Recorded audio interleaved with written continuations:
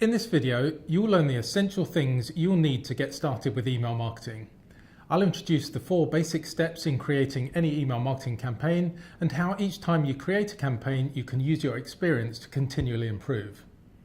I'll also explain why to do any level of commercial email marketing, you'll need the services of an ESP, that's an email software provider, and describe the essential equipment and tools you'll need.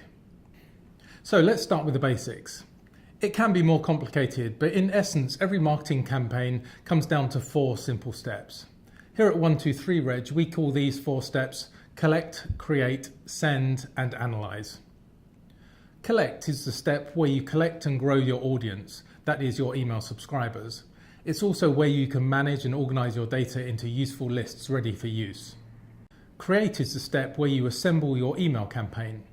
This means designing the layout of your campaign, bringing together your text and graphics, and adding your click-through links and other calls to action. Experienced coders still do this using HTML programming, but for most of us, we'll use interactive editing tools that make it really easy to assemble content into a finished design layout.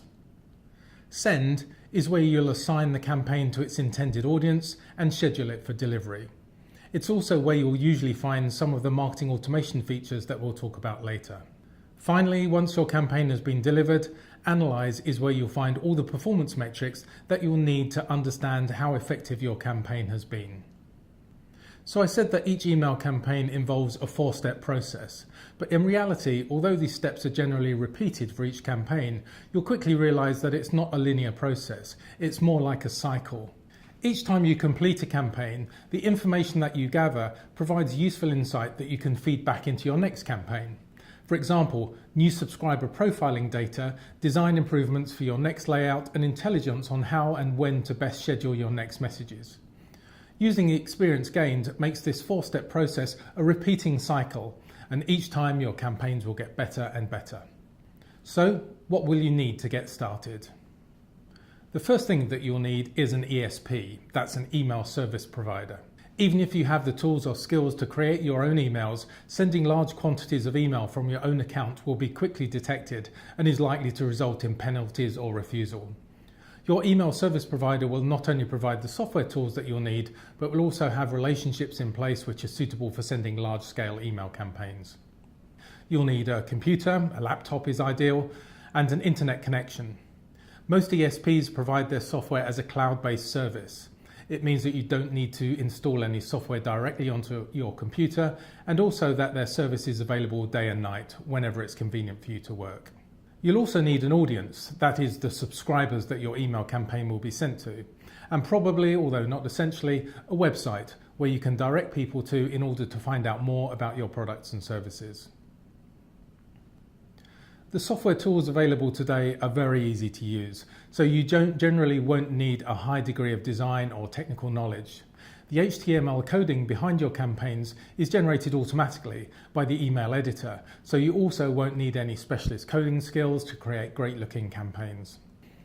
Again, it's important that you shouldn't consider sending even relatively modest-scale marketing messages from your own personal email accounts.